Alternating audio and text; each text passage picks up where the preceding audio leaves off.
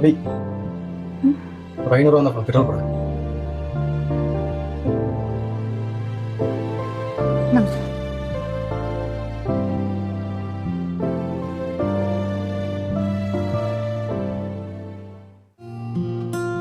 அபி back முடிஞ்சிச்சு, recharge பண்ணிடுறியா? சரி okay பண்ணுறேன். ப்ரோ எனக்கு ஒரு 1000 அமௌண்ட் வேணும். உங்களுக்கும் ஷார்ட்டேஜ்னு தெரியுது. இந்த மாதம் சேலரி வந்தோடனே கொடுத்துட்றேன். 1000 rupees.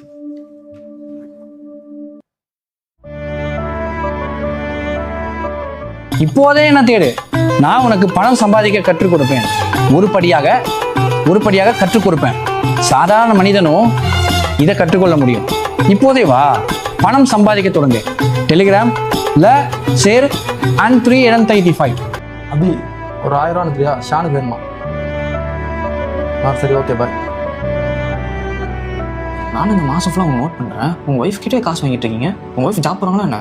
இல்லையே. நானும் நீங்களும் ஒரே சேலரி தான் வாங்குறோம். என் கையில் சுத்தமாக காசு இருக்கிறது இல்லை. உங்கள் கையில் மட்டும் இப்படி இவ்வளோ காசு இருக்குது? போன மாதம் வரைக்கும் நானும் உன்ன மாதிரி தான் இருந்தேன். என்கிட்டயும் சுத்தமாக காசு இருக்காது. ஆனால் அதுக்கப்புறம் என் ஒய்ஃப் தான் ஒரு ஐடியா சொன்னோம். என்ன ஐடியா ப்ரோ? சார் எவ்வளோதான் பார்த்து செலவு பண்ணாலும் கொஞ்சம் கூட சேவிங்ஸ் பண்ண முடியல. ஏன் முடியல? மற்றவங்கள போல நான் ஒன்றும் அனாவசிய செலவுலாம் பண்ணுறதில்ல. நான் வாங்குற சேலரி எப்படி பார்த்தா 10,000 இல்லை 15,000 ஷார்ட்டேஜ் ஆகுது. என்ன பண்ணுறதுன்னே தெரியல. ஏன் ரீசன்னு நான் சொல்லவா? நீ வேற சும்மா இரு, ஏதாச்சும் சொல்லிட்டு நானும் கடுப்புல இருக்கு.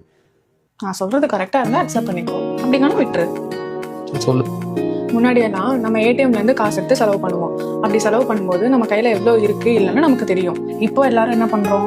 ஃபோனில் தான் பே பண்ணுறோம். அப்படி பே பண்ணுறதுனால நம்ம வந்து எவ்வளோ செலவு பண்ணுறோங்கிறது நமக்கு தெரிய மாட்டேங்குது. அக்கௌண்ட்டில் எவ்வளோ இருக்குங்கிறதும் தெரிய மாட்டேங்குது. ஆனால் சின்ன அமௌண்ட்டெல்லாம் விட்டுருவோம். கரெக்ட் டி. அதுக்கு நீ இப்போ ஏடிஎம்லேருந்து காசு எடுத்து செலவு பண்ண சொல்லியா? அப்படி சொல்லலை. நம்ம பண்ணுற செலவெல்லாம் நோட் பண்ணி வைக்கணும்னு சொல்கிறேன். அப்படி இல்லைன்னா பார்த்து தான் செலவு பண்ணணும். இது ரெண்டும் என்னால் முடியாது. சரி ஓகே, ஒன்று பண்ணு. நெக்ஸ்ட் மந்த்லேருந்து உன் சேலரியை எனக்கு சென்ட் பண்ணு. நான் வந்து எவ்வளோ செலவு பண்ணுறோம் நோட் பண்ணி வைக்கிறேன். சரி ஓகே, ட்ரை பண்ணலாம். ஓகே. ஓ, அமௌண்ட் சேவ் பண்ணுறீங்களா? ஆமாம் ப்ரோ, என் ஒய்ஃப் சொன்ன மாதிரி பண்ணேன். இப்போ நானும் சேவிங்ஸ் பண்ணுறேன். அப்போ நானே எங்கள் அக்கா சேலரி கொடுத்து ட்ரை பண்ணுறேன். கண்டிப்பாக பண்ணுங்க. என் ஒய்ஃப் கிட்ட காசு கேட்கும் போதெல்லாம் 1000 கேள்வி கேட்பா. இது எதுக்கு செலவு பண்ணோம், இது எதுக்கு வேண்டாமேன்னு சொல்லுவோம். அதை கேட்கும் போதெல்லாம் எனக்கு செம்ம கடுப்பாகும். ஆனால் அதுக்கப்புறம் யோசிச்சு பார்த்தா தெரியுது, அவள் சொல்கிறது தான் கரெக்டு. நான் தான் தேவையில்லாமல் அவ்வளோ செலவு பண்ணியிருக்கேன். ஆம்பளைங்களாம் நம்ம எப்படி தெரியுமா, வேலைக்கு போகிறதுனால வீட்டில் இருக்க ஒய்ஃபுக்கு எதுவுமே தெரியாதுன்னு நினச்சிட்டு இருப்போம். ஆனால் காசு சேவ் பண்ணுறதுல பொண்ணுங்க மாதிரி யாரும் கிடையாது ப்ரோ. சரியா சொன்னீங்க ப்ரோ. நானும் நீ ட்ரை பண்ணுறேன்.